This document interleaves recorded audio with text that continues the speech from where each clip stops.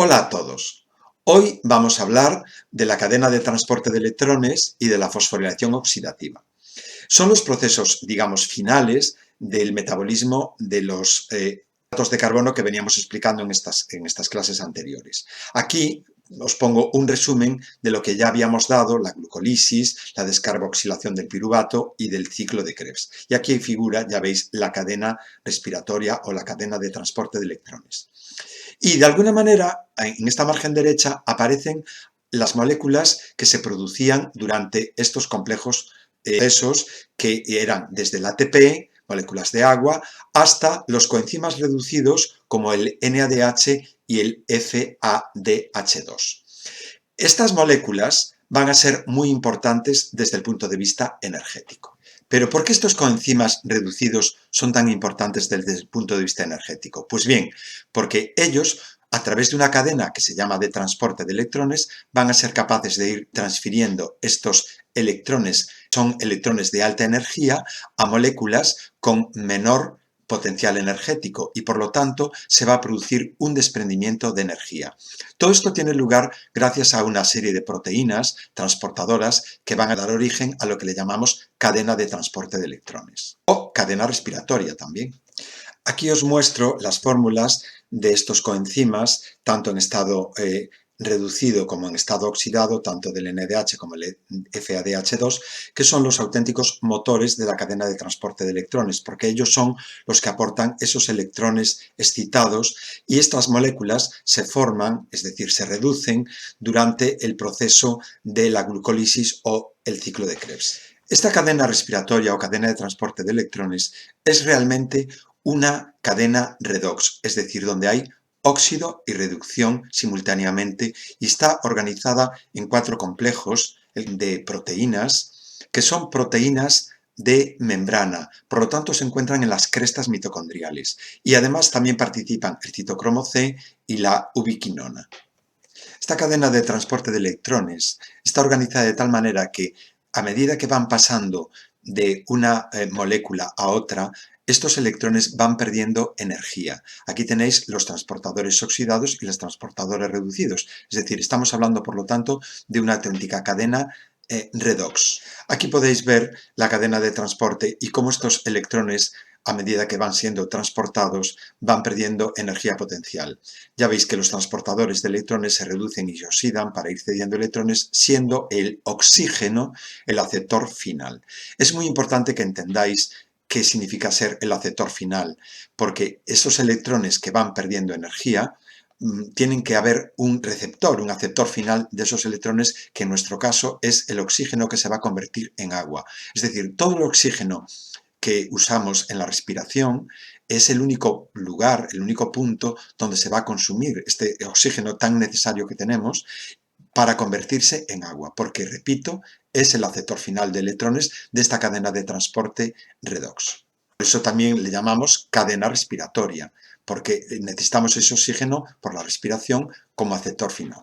La incorporación a la cadena de electrones del NADH y del FADH2 no ocurre en el mismo punto. Mientras que el NAD lo hace a través del complejo 1, el FADH2 lo hace a través del complejo 2. De todos modos, a partir de aquí, el proceso es único y el aceptor final de electrones para ambos casos sigue siendo el oxígeno. Pero también hay otra diferencia muy importante, porque la oxidación del NADH a través del complejo 1, 3 y 4 con este transporte de electrones va a provocar un bombeo de protones desde la matriz mitocondrial hasta el espacio intermembrana. Y en cambio, la oxidación del FADH2 a través del complejo 2 y la ubiquinona, esto no va a provocar ningún bombeo de protones. Esta última etapa de la respiración aerobia es la que supone un mayor rendimiento energético en forma de ATP para la célula. Y esta imagen corresponde a Peter Michel, que en el año 1961 propuso la hipótesis de la producción del ATP mitocondrial con una teoría que le llamó acoplamiento quimiosmótico. Y al proceso de la producción de ATP se denominó fosforilación oxidativa, porque se produce en presencia de oxígeno como aceptor final. Como hemos visto, el transporte de electrones lleva asociado un bombeo de protones desde la matriz mitocondrial hasta el espacio intermembrana, lo cual va a generar una diferencia de potencial que llamamos fuerza motriz.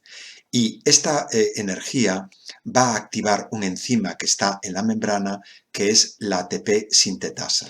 Si recordáis, en las mitocondrias, igual que en los cloroplastos, existen unas partículas F que están asociadas a las crestas mitocondriales.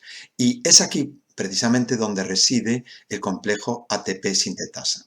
¿Qué ocurre? Pues lo que va a pasar es que este bombeo de protones que están alojados en el espacio intermembrana, porque la membrana es impermeable a esos protones, lo que va a ocurrir es que van a fluir de nuevo hasta la matriz mitocondrial a través de estas partículas F, que son realmente canales proteicos. Y en este complejo es donde está asociado la ATP sintetasa, que gracias a esta energía de este bombeo, a este flujo, a esta fuerza motriz, va a generar ATP a partir de ADP más fósforo inorgánico.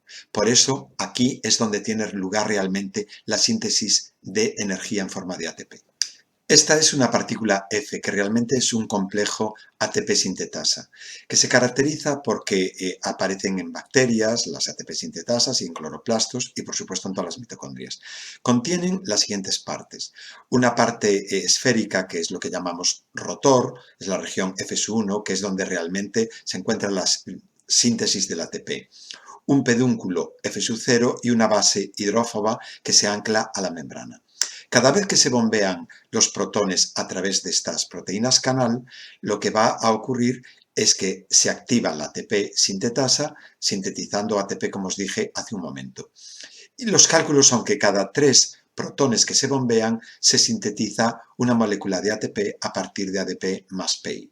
Este flujo de protones, recordad que se produce por la diferencia de gradiente electroquímico y por lo tanto es un sistema quimiosmótico. En cuanto a la producción de ATPs, decir que por cada NADH que se oxida se van a producir 3 ATPs, uno en el complejo 1, otro en el complejo 3 y otro en el complejo 4.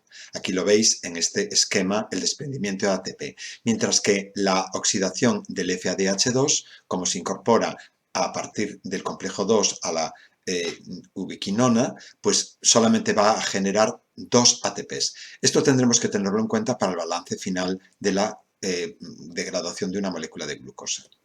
Este complejo proceso energético es lo que llamamos fosforilación oxidativa. Fosforilación porque lo que se obtiene es ATP, o sea, energía en forma de adenosintrifosfato, y oxidativa porque se necesita el aceptor final de electrones como el oxígeno, o sea, solo se produce en ambientes aerobios.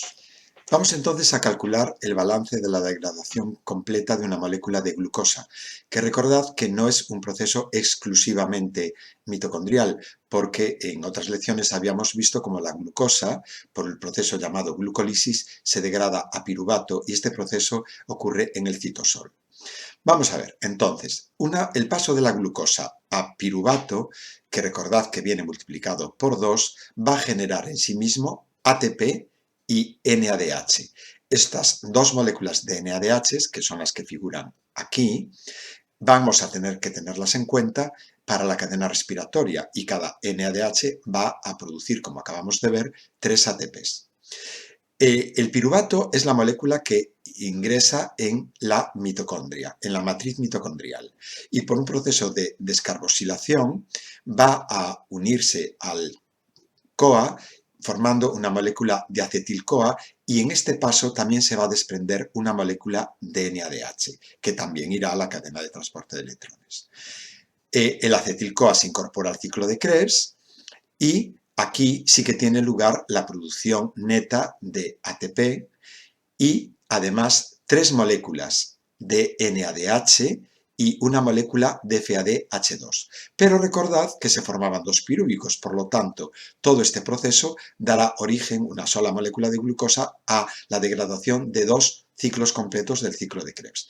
Además, en el ciclo de Krebs también recordaréis que se sintetizaba CO2, se desprendía CO2 que salía al exterior de la mitocondria, y todos estos NADs serán los que tengamos que tener ahora en cuenta, NADHs, que tendremos que tener en cuenta para su degradación en la cadena respiratoria junto con el FADH2. Si nos fijamos aquí, quizás se vea con más claridad.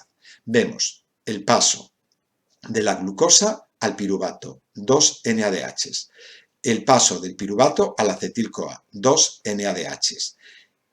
Cada uno va a producir sus correspondientes ATPs. Y durante el ciclo de Krebs, 3 NADHs, son 6 porque está todo multiplicado por 2, y 2 FADH2, que también van a dar origen a 4 ATPs.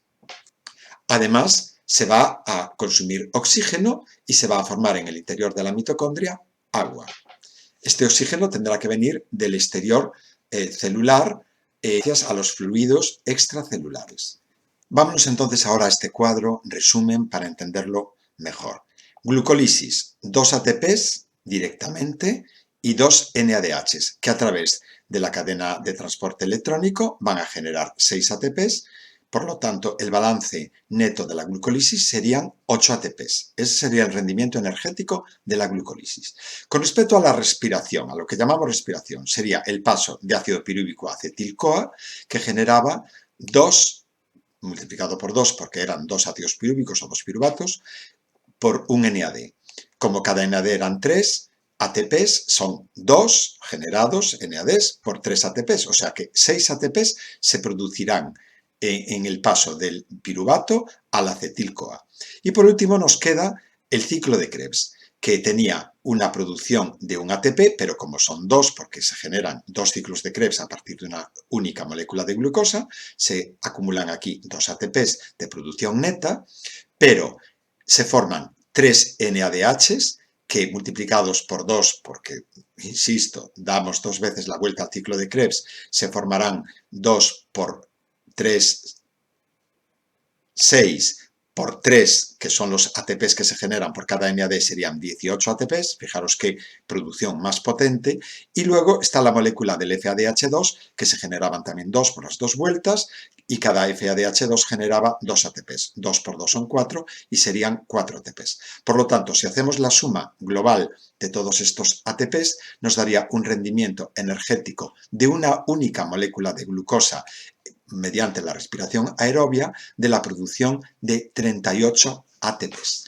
Conocer y entender el balance energético de una molécula de glucosa es muy importante. Por eso os dejo este esquema en el que se ve pormenorizadamente en cada paso dónde se genera energía o dónde se generan coenzimas oxidativas. Luego a través de la cadena de transporte electrónico van a generar también esa energía en forma de ATP.